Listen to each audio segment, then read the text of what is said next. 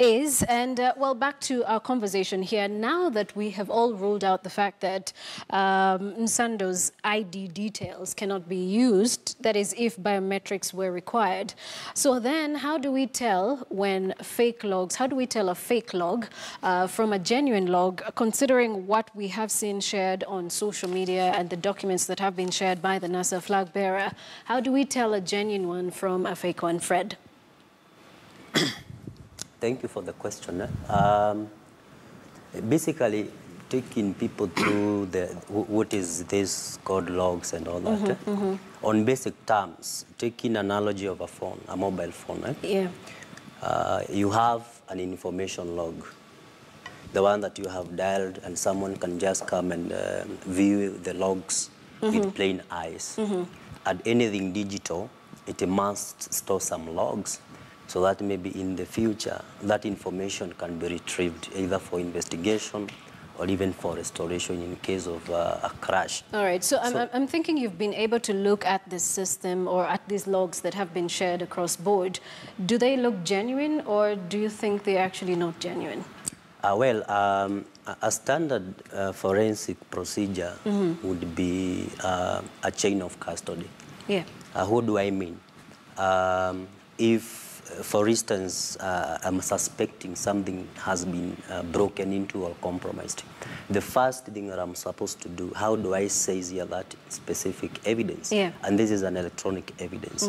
So the act of obtaining that information first may invalidate everything. You might be having the right evidence, but the way you acquire, which is now the question we should be asking, like based on whatever we have here, how are they able to access this specific information if it was not provided by IEBC?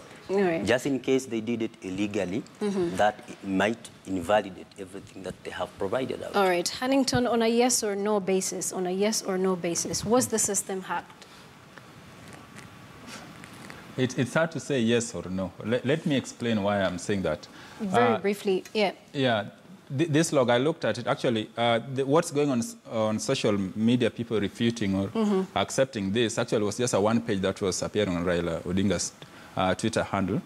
But there was actually a bit more, which was about 32 pages of this log, and I had time to look at all of them. And there are certain gaps in that log.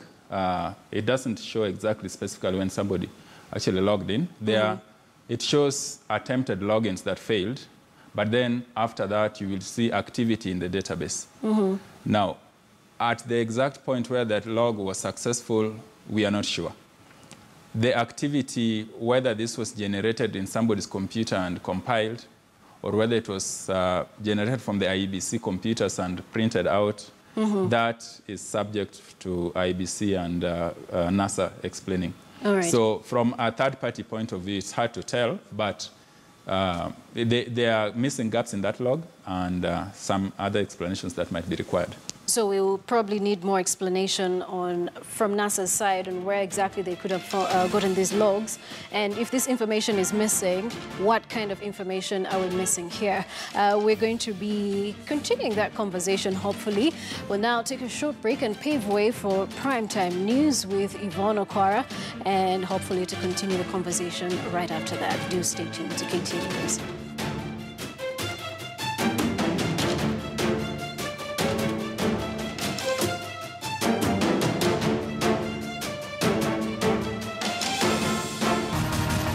Election coverage starts here.